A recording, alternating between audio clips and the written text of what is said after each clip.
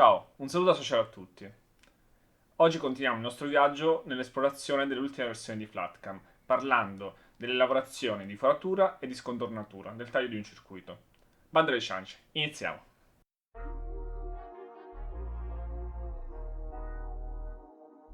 Partiamo dalla lavorazione di foratura. Apriamo un file Epsilon e selezioniamo l'oggetto e andiamo nel tab Selected. Osserviamo la Tools Table, la tabella degli strumenti, in pratica la tabella delle punte da foratura. Vediamo una colonna che indica il numero dello strumento e possiamo utilizzare le caselle di questa colonna per selezionare o deselezionare una o più punte. La seconda colonna ci mostra il diametro delle singole punte da foratura. Come vedete ce ne sono diversi. E da cosa viene determinato il diametro di ogni foro? Il diametro viene determinato durante la fase di progettazione con il CAD, in particolare quando si va ad associare ad ogni componente del circuito quello che si chiama footprint, o detto in italiano l'impronta del componente, che in pratica è una serie di informazioni riguardo le dimensioni che il componente occupa sulla scheda. Tra le altre informazioni c'è anche la dimensione dei piedini del componente, che è proprio la dimensione dei fori. La terza colonna della tabella ci dice la quantità di fori per ogni diametro e in fondo c'è il totale di fori, che nel nostro caso è 130. La quarta colonna è il conteggio delle fessure, delle scanalature, che in questo circuito non abbiamo, ma che si potrebbero provare su un circuito nel quale bisogna separare una parte a bassa potenza da una ad alta potenza, come ad esempio nel circuito di potenza del nostro forno per saldare SMD, Pizza Reflow. La quinta colonna ci permette di visualizzare o nascondere i fori di un certo diametro e questa spunta in alto consente di visualizzarli o nasconderli tutti. Sotto la tabella incontriamo le impostazioni della lavorazione di foratura, di cui abbiamo già discusso nei video precedenti, ma mi soffermerei comunque a parlare di alcuni dettagli. Il valore CAT-Z è la coordinata sull'asse Z fino alla quale la punta di foratura arriverà prima di ritrarsi ed ha un valore negativo perché viene considerato come valore 0 la superficie della scheda da forare. Quindi questo valore deve essere pari o superiore allo spessore della scheda per far sì che il foro attraversi la scheda completamente. E siccome le punte di foratura sono affusolate, vi consiglio di aggiungere qualche decimo di millimetro allo spessore della scheda per avere un foro con il diametro giusto. Di solito le schede per fresare i PCB hanno uno spessore del materiale portante di 1.6-1.5 mm, mentre il rame nominalmente dovrebbe essere spesso 35 micrometri, quindi 1.8 mm potrebbe essere una buona stima iniziale dello spessore, ma per esperienza è meglio misurare lo spessore della scheda, specialmente se è un tipo di scheda che non avete mai usato, o anche provare a fare un foro. L'altro parametro che proviamo a selezionare è il cambio utensile, il tool change, e proviamo a generare questa lavorazione non cambiando praticamente nient'altro.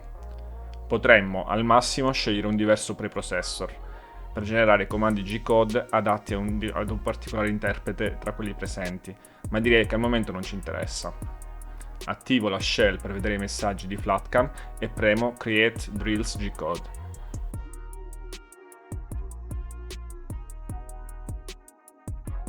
Vediamo che viene creata la lavorazione con gli spostamenti veloci in giallo e le forature in rosso.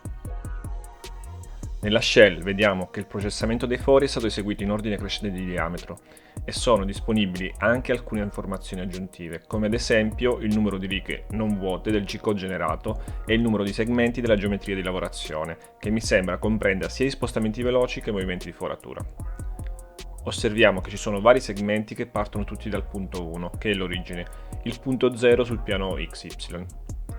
Ciò avviene perché, selezionando il tool change, FlatCam crea una lavorazione suddivisa in blocchi, in ognuno dei quali viene usata una punta di diametro differente, e se osserviamo il G-code generato, vediamo che tra una serie di fori e la successiva, e anche all'inizio, FlatCam ha inserito dei comandi per il cambio tool. In particolare vediamo che c'è questo blocco di comandi che partono con M5 per fermare lo spindle. Viene portata la punta ad altezza pari a 7 mm rispetto allo 0 e poi viene dato il comando T1. Questo tipo di comando sta ad indicare alla macchina CNC che lo riceve che si vuole selezionare lo strumento di lavorazione numero 1, il tool 1. Poi la punta di lavorazione verrebbe portata nel punto 0 del piano XY e verrebbe effettuato l'effettivo cambio tool eseguendo M6. e poi si mette in pausa il programma con M0. Bisogna stare attenti perché il comportamento della propria CNC rispetto a questi comandi di cambio tool potrebbe variare e comunque questi comandi potrebbero presupporre la capacità di cambiare la punta di lavoro automaticamente e non tutte le macchine ne hanno la possibilità. Inoltre, la macchina CNC dovrebbe avere un meccanismo per garantire l'azzeramento della coordinata Z. In altre parole, punte di lavorazione differenti potrebbero avere lunghezze differenti e potrebbero in alcuni casi essere montate a differenti altezze sull'asse Z, per cui la macchina CNC deve compensare la differenza di lunghezza e di posizionamento della punta sull'asse Z. Nel caso della foratura, questa compensazione si traduce, ad esempio, nell'avere un punto di zero dell'asse Z sulle superfici da forare, prima e dopo il cambio punta, nonostante le punte abbiano lunghezze differenti e siano montate su altezze anche di poco differenti. A dirla tutta, alcuni set di punte da foratura hanno un anello proprio per evitare questi inconvenienti ed evitare di dover compensare lo zero di punte diverse sull'asse Z. Invece adesso proviamo a generare una lavorazione di foratura senza cambio punta.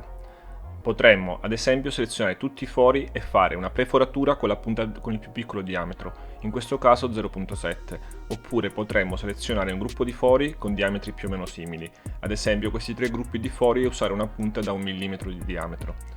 Oppure questi fori da 0.7 a 0.8 mm e potremmo usare una punta da 0.8 mm invece che da 0.7 mm. Se usiamo una punta da 0.7 mm potremo avere poi difficoltà ad infilare i piedini dei componenti con pin da 0.8 mm prima di saldare, mentre usare una punta da 0.8 mm su fori da 0.7 mm toglierà 0.1 mm di rame dalla piazzola. Ma se abbiamo disegnato le piazzole con abbastanza rame, questo potrebbe non essere un problema. Mettiamo sia questo il caso e generiamo questo tipo di lavorazione stavolta senza tool change. Questa volta vediamo che il grafico generato ha solo due spostamenti rispetto allo 0, perché non abbiamo più il cambio punta. Utilizzeremo sempre la stessa punta per fare tutti i fori. Però notiamo che la foratura è stata generata in ordine crescente di diametro dei fori. Quindi prima tutti i fori da 0.7 mm, poi quelli da 0.75 e infine quelli da 0.8 mm. Onestamente non trovo una vera ragione di quest'ordine e probabilmente questo vincolo potrebbe essere rimosso nel caso in cui non c'è il tool change e la generazione di questo tipo di lavorazioni potrebbe essere ottimizzato per tutti i fori e non solo per gruppi di fori con diametro uguale.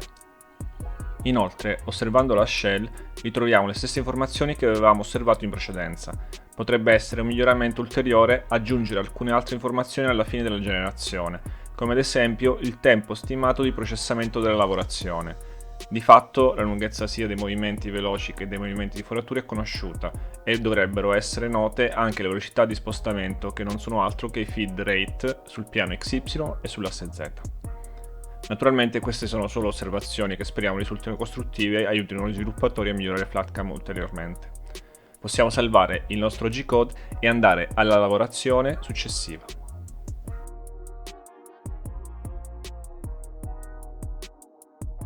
La scontornatura non è altro che l'operazione di taglio del circuito. Iniziamo aprendo il profilo del nostro circuito e lo selezioniamo. Per generare lavorazioni di scontornatura potremmo sia aprire il cutout PCB dal menu Tool, sia andare nel tab Selected con il Gerber selezionato e premere il tasto Cutout Tool. Possiamo scegliere il tipo di oggetto, l'Object Type, di default è impostato Gerber e penso sia più utile rispetto a scegliere una geometria. Inoltre possiamo scegliere il Gerber tra quelli aperti. Lasciamo il tipo di oggetto come single e ritroviamo le impostazioni per il taglio che avevamo visto nel video precedente e che rivediamo brevemente. Abbiamo impostato il diametro della punta da taglio a 1 mm, la profondità di taglio a 1.8 mm rispetto allo 0. Abbiamo impostato che il taglio avvenga in più passate, ognuna con una profondità di 0.6 mm e ci siamo presi un margine rispetto al profilo del Gerber di 0.1 mm. Ora parliamo del gap size. La scontornatura avviene tagliando il circuito che è una parte della scheda, separandolo dalla scheda stessa.